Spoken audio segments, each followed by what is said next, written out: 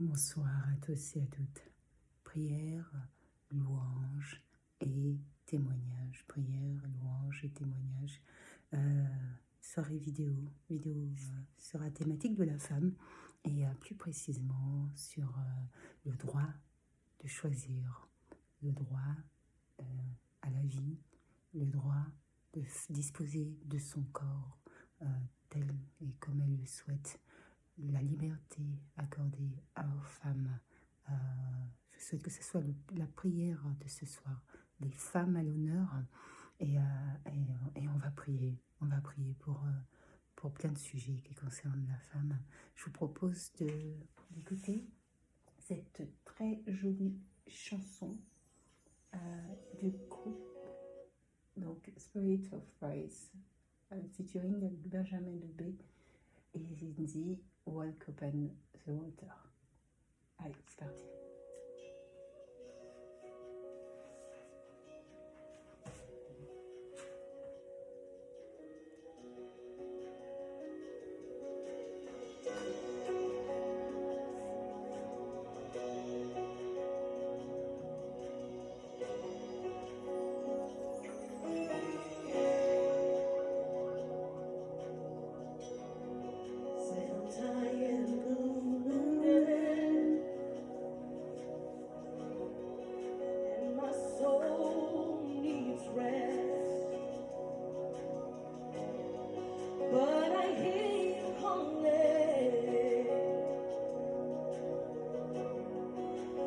Stretching out your hand,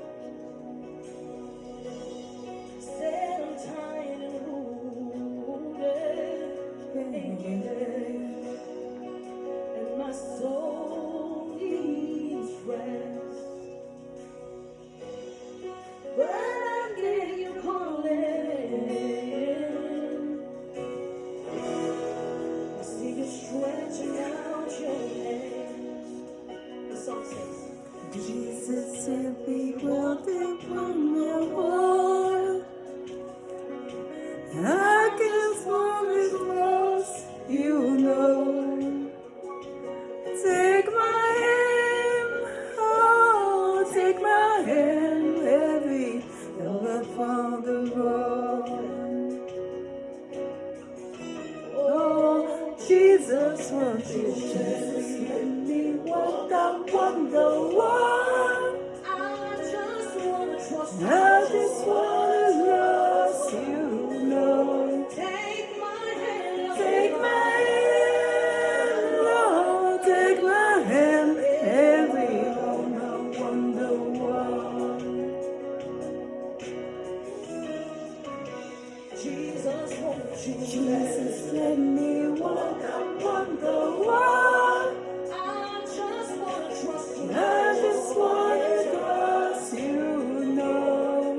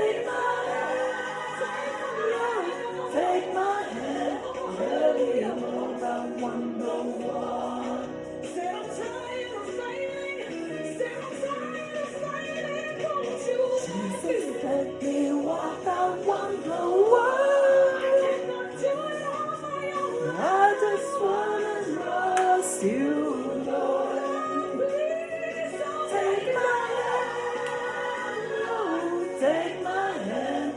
Let me walk, I wonder why.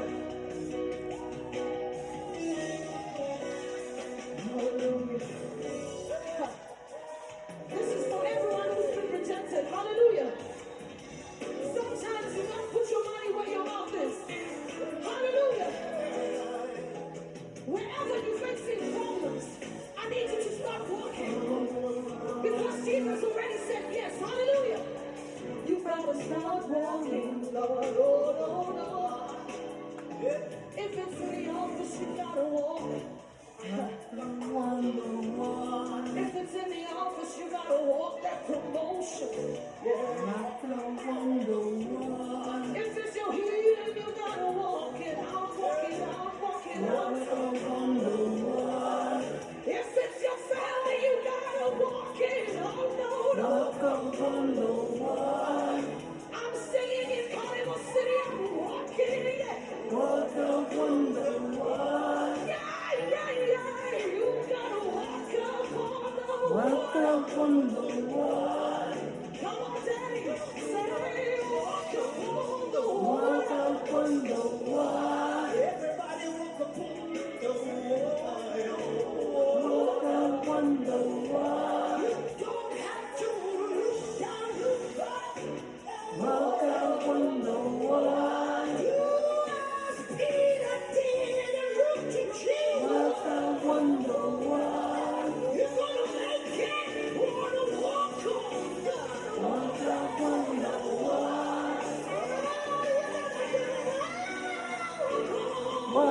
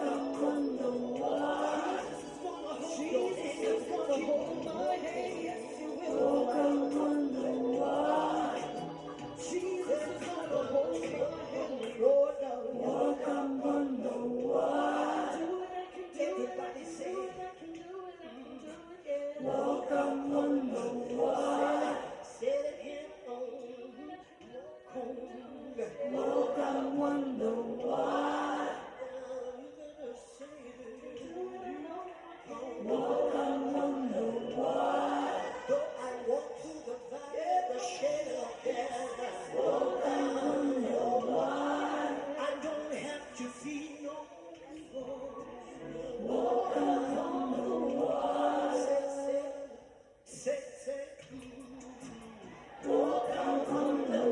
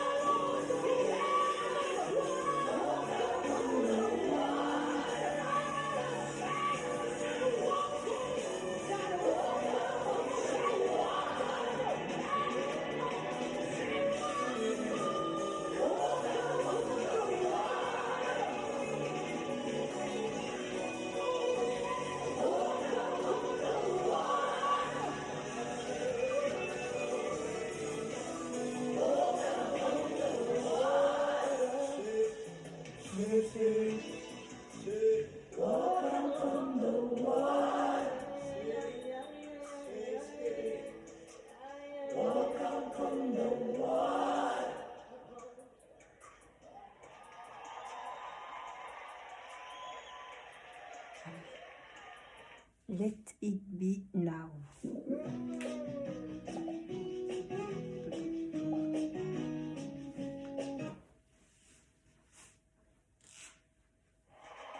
Let it be known that our God sings, our God reigns.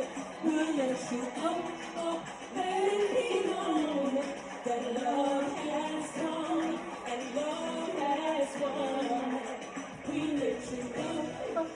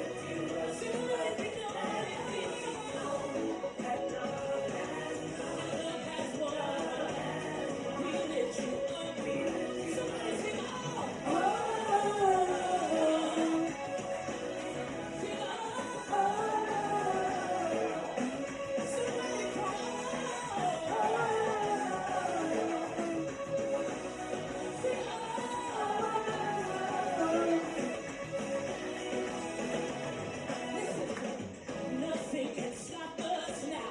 No one can keep us down. We found our voice again. No need for fear and shame. There's power in His name. I'm not free to reign.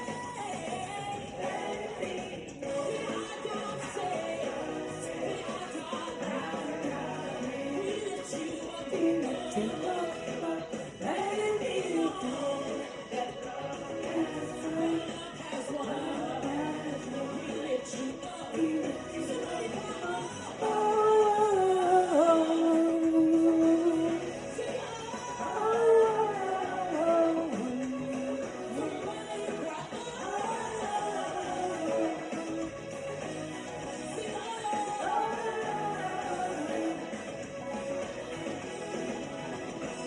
So we lift your name up higher and higher.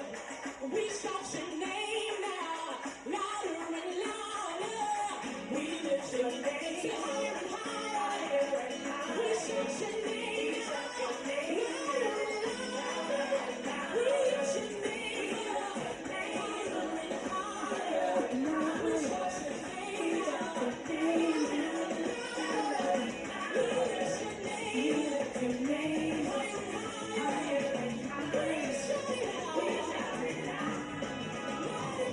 Let it be known that our God says, our God reigns. We lift you up. We lift you up. Let it be known that love has won. We lift you up. We lift you up.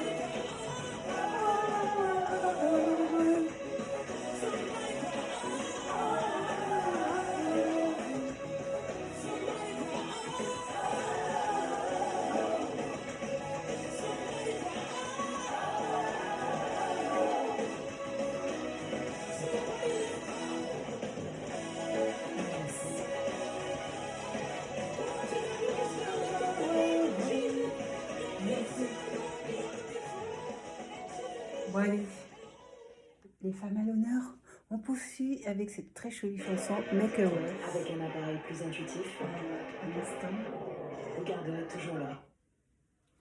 Et c'est toujours Spirit of Praise. Thema, featuring Thema. Wow, écoutez.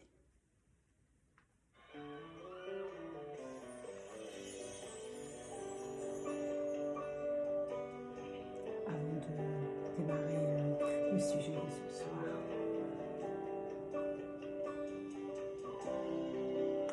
For I have plans for me, big plans to prosper. No plans to make you perish. Trust in me, I'll make a way. I'll never count in the space. I forgive you for all your sins. I am the great I am. Just trust in me, I'll make a way. Even in my darkest shade, don't you see my light? The way, the truth, the light. I trust you will make a way.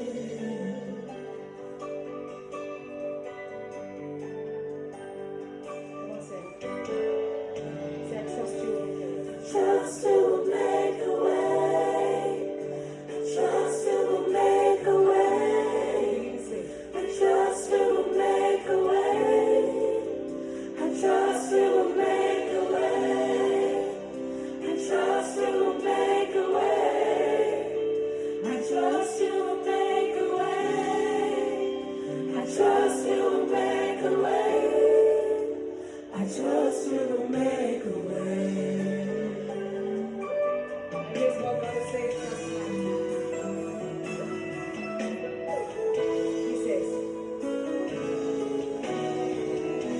He says, I love you even when you fall. My love for you will never fail you. His love for you will never fail you. Just trust His main way. He says, wait patiently in my presence. Just be still and know I am God. I'll never let you down. Just trust I have made a way. He says, even in your darkest day, it doesn't matter. God, I am still your light. I'm the way, the truth, the light. Just trust I have made a way. Even in your darkest deepest day, I'm God, I am still your light. I'm the way, the truth, the light. Trust you will make a way. Trust you will make a way. Trust you will make a way. Trust you will make a way. No, you will make a way. No, you will make a way. No, you will make a way.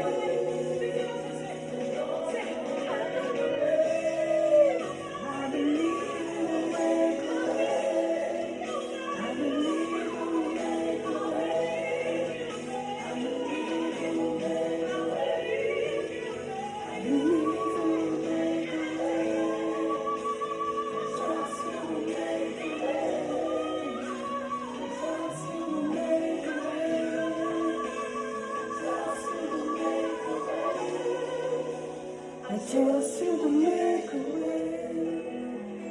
For He has good plans for you, and their plans to help you prosper. No plans to make you perish. Just believe He has made a way. He says, even in your darkest, I still shine so bright.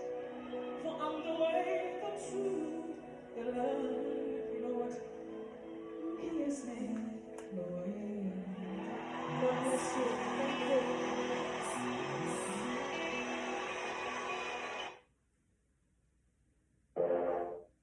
C'est parti. Prière, louange, témoignage des femmes. Il y a un droit qui normalement devrait être inné, mais un droit qui il a fallu du temps pour être reconnu aux femmes. Le droit de pouvoir disposer librement de son corps. Et ça, c'est de là dans toutes les sociétés, que ce soit occidentales ou les sociétés orientales ou africaines. Il aura fallu des années à des femmes pour pouvoir acquérir les aptitudes, en tout cas la reconnaissance du droit à pouvoir réfléchir déjà par soi-même. et qu'on lui admette la capacité, qu'on lui admette déjà une capacité juridique et une capacité à pouvoir avoir une réflexion qui ne soit pas portée, dirigée par celle de son mari ou de son papa, puisque dès la naissance, la femme est considérée comme faible de naissance, hein, donc cette femme considérée de la naissance jusqu'à l'âge adulte passe de la protection de son papa et de ses frères à la protection de son mari. Dans les anciennes, je dirais, cultures, franchement, aujourd'hui, nous sommes plus du tout dans ce type de fonctionnement et tout dépend encore dans quel type de société on se trouve. Et il aura fallu des années pour reconnaître à la femme le droit de pouvoir disposer de son corps. Ça revêt de larges possibilités, de larges interprétations, hein, qu'est-ce que le droit exactement de pouvoir disposer de son corps. Peut-on considérer à la femme son droit de pouvoir disposer de son corps? Est-ce que ça signifie que en quoi est-ce que on peut limiter ce droit-là?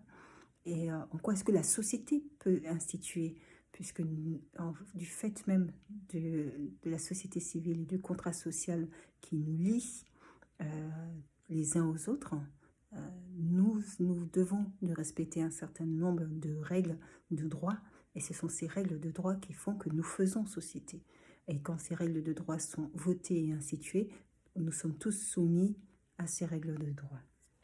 Ce qui signifie, et c'est pour ça que des luttes ont été menées par des femmes pendant des années pour pouvoir acquérir des droits, puisque ça ne paraissait pas évident à la société civile que la femme pouvait avoir une capacité non forcément rattachée particulièrement à celle de son mari. Et il n'y a pas que dans les sociétés, je dirais, qui ont cette étiquette d'être archaïque, hein, en Occident aussi, en France aussi.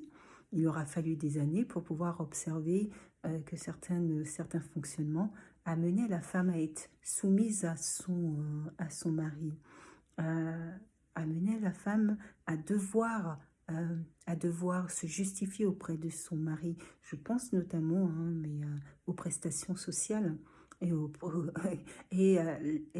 qui au sein du couple a cette position-là en fait de pouvoir porter ou de pouvoir recevoir ce type de prestations. Je pense notamment à la sécurité sociale. Il aura fallu des années pour qu'un dispositif permette à des femmes qui notamment ne travaillaient pas et donc n'ouvraient pas droit à des possibilités d'avoir des droits propres à elles, puisqu'elles ne travaillaient pas pour avoir ces droits. Donc elles étaient assujetties, mais elles étaient assujetties au numéro de sécurité sociale de leur mari. Et donc la carte de sécurité sociale de leur époux. Et vous voyez, ça peut paraître un détail, mais ce qui veut dire que la femme qui se rend à un rendez-vous médical avait besoin d'avoir ces cartes de sécurité sociale, celle de son mari. Donc elle avait besoin de demander à son mari. Bon, dans un couple qui fonctionne ordinairement très bien, tout va bien. Mais on peut être dans des couples avec des fonctionnements assez particuliers où ce type de... Voilà, simplement cette demande-là pouvait être source peut-être de discorde, de dispute ou de mépris, tout simplement de mépris de la part, tout simplement. Quand je dis tout simplement, c'est une formulation, mais ce que je veux dire par là, c'est que l'autre qui a des droits reconnus et donc qui accorde, entre guillemets, à sa femme le droit de pouvoir être sur ses droits à lui, il peut avoir cette tendance à avoir cette attitude un peu oui, parce que c'est grâce à moi. C'est grâce à moi que tu peux te faire soigner. C'est grâce à moi. Si je ne travaillais pas, tu n'aurais pas de droit à sécurité sociale. Et si tu n'avais pas de droit à sécurité sociale, tu ne pourrais pas te soigner. Et donc, sois contente parce que c'est grâce à moi. Et on pouvait, même en France, se retrouver dans des situations où la femme, où le système social était fait de telle sorte que en fait la femme était soumise à son mari, était soumise à son mari. Et il aura fallu des années pour que ça change, pour qu'on s'aperçoive que il y a des éléments comme ça qui passent comme ça inaperçus, mais qui au sein des foyers cristallisent certaines tensions. Et la femme aujourd'hui, la femme est le droit à disposer de son corps. Ce qui souvent revêt ce terme, c'est le droit de pouvoir. C'est en lien avec l'enfantement. C'est en lien avec l'enfantement. C'est en lien avec. Quand je parle de l'enfantement, c'est non seulement le droit de pouvoir, pour celles qui le souhaitent, hein, il y a plusieurs problèmes, il y a plusieurs. Je dirais, plusieurs éléments qui s'imbriquent dans ce thème-là. Il y a non seulement le sujet de la mère porteuse. La mère porteuse, c'est la femme qui décide, qui attribue son corps pour porter l'enfant d'un couple. C'est ça, la mère porteuse. Donc, le droit pour cette femme de disposer de son corps, c'est le droit de décider de porter l'enfant d'un couple, soit de manière rémunérée, soit de manière non rémunérée. Voilà. Il y a, ça revêt aussi d'autres thématiques, hein. Ça revêt aussi le droit à l'avortement. Et le droit à l'avortement, ça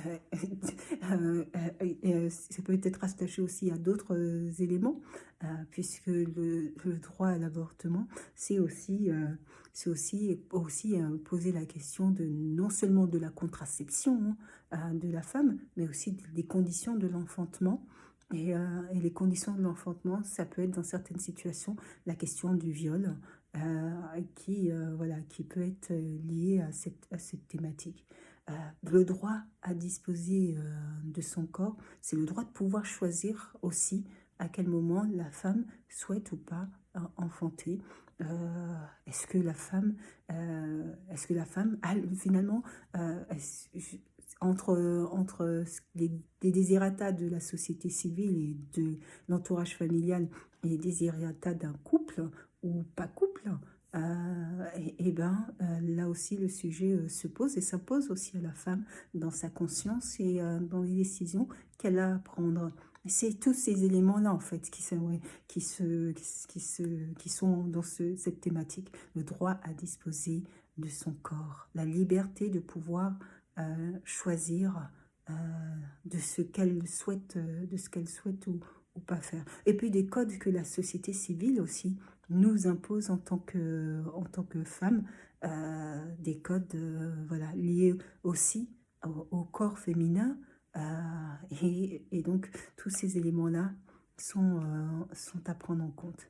Le droit à disposer de son corps. Comme je l'ai dit, il y a plusieurs thématiques qui sont qui s'imbriquent. La femme est en droit de pouvoir choisir à quel moment elle souhaite ou pas l'enfantement. Elle est en droit de pouvoir disposer de son corps si elle le souhaite, dans le cas notamment des mères porteuses. Elle est en droit de... Il y a aussi la question de la fécondation in vitro. La femme est en droit également. Il y a plein de sujets bioéthiques qui s'imposent aussi par rapport à ce sujet-là. Est-ce que derrière tout ça, il n'y a pas une question de conscience? Est-ce que c'est pas tout simplement se dire, il n'y a pas un aspect aussi particulièrement religieux et que la société civile nous impose, dans le sens où est-ce que c'est la volonté ou pas de Dieu? Est-ce que Dieu aurait voulu que la femme porte l'enfant d'un autre couple? Est-ce que Dieu aurait voulu ça? Est-ce que Dieu aurait voulu que la femme ait cette capacité de pouvoir finalement contrôler l'homme au fil des années à maîtriser son environnement, tout son environnement? Et en maîtrisant son environnement, l'homme a même maîtrisé maintenant son corps. Et la femme dans ce fil conducteur, je dirais, aujourd'hui est en droit aussi de maîtriser son corps et de faire des choix qui lui sont propres. Et sans forcément avoir à se justifier au regard de la société civile. La société civile s'est ingérée dans certains domaines de l'aspect privé, notamment sur la question de l'avortement, de savoir à quel moment on considère un fœtus viable ou pas viable, à quel moment, en somme, il faut interdire un avortement et obliger une maman à être maman. Peut-on obliger une maman à être maman? C'est une question qui se pose. Je ne pense pas qu'on puisse obliger une maman à être maman. Je pense que c'est tout naturellement. C'est tout naturellement. C'est pour ça que le droit de la femme à pouvoir faire le choix est important. Parce qu'il y a aussi les circonstances dans lesquelles l'enfantement a été réalisé qui va aussi influer sur la vie d'un enfant. Et ça, c'est important à prendre en compte. Il ne s'agit pas de banaliser certains aspects comme l'avortement et de se dire « Oh ben ça n'a pas de conséquences de gravité ». Ceux qui sont contre les anti-avortements vont faire un tollé et seront mécontents. Il ne s'agit pas du tout de cela. Il s'agit aussi de se dire que pour une femme, je pense que ce n'est jamais facile et ce n'est jamais évident de faire un choix de ce type. Et que c'est un choix qu'il faut pouvoir respecter et aussi accepter le caractère tout à fait personnel et intime pour le choix de cette femme. Même si ce choix-là ne rentre pas pour ceux qui regarderont cette vidéo, ou celles qui regarderont cette vidéo, dans ta manière de voir les choses et de voir la vie, elle est celle d'une personne, d'un être humain, et qui est en droit de disposer, comme elle le souhaite, de son corps. Le droit à l'avortement est un droit pour lequel des femmes ont mené des luttes pour pouvoir acquérir ce droit-là. Et au jour d'aujourd'hui, il y a des pays où, et c'est toujours aussi la lutte, au jour d'aujourd'hui, il y a aussi l'ignominie qui est imposée à cette femme, le regard qui est posé par la société civile sur l'acte qui a été mené. Elles sont coupables d'avance, coupables de choix qu'elles ont fait. Et nonobstant tout droit à cette liberté de pouvoir choisir, elles sont coupables parce que ce qui est mis en avant, c'est une question de conscience, et ce qui est mis en avant, en fait, c'est une question religieuse. C'est purement religieux. C'est de savoir, il y a une vie, il y en a qui vous diront, il y a une vie, cette vie-là, elle doit être conservée coûte que coûte. Mais qui s'occupe de cet enfant ou de ces enfants qui sont conservés justement coûte que coûte, alors que leur maman ne souhaitait pas, peut-être fait toutes les démarches pour pouvoir avorter, et que la société civile dans laquelle elle se trouvait lui a refusé ce droit, et que maintenant soit elle est dans l'incapacité de s'occuper de son enfant, soit elle est en difficulté pour s'occuper de son enfant. Qui s'occupe honnêtement de cet enfant? Est-ce justement ceux qui sont anti-avortement et qui crient au mal? Est-ce vous qui allez vous occuper de cette ou de ces enfants? Qui va s'en occuper? Quel est l'objectif d'avoir des enfants qui sont mis au monde et dont personne ne s'en occupe? Que parfois il arrive que dans la vie, les événements de la vie fassent qu'il y a éventuellement des enfants qui perdent leurs parents, on est dans une toute autre situation. Ce sont des enfants dont, voilà, on est dans une toute autre situation. Lorsque la maman sait pertinemment, au moment de sa grossesse, qu'elle ne sera pas en mesure de pouvoir s'occuper de cet enfant, qu'elle ne le souhaite pas s'occuper de cet enfant, et que la société civile lui impose, si tu vas devoir t'en occuper, que la société civile l'a fait culpabiliser. Il existe des pays où des jeunes femmes se font elles-mêmes l'avortement, au péril de leur vie. Elles se font elles-mêmes avorter. Et qui en meurent parfois. Qui s'occupe de ces enfants? À cette question, j'aimerais bien savoir, avoir l'avis justement des personnes qui sont contre l'avortement. Que l'on m'explique qui s'occupera de ces enfants.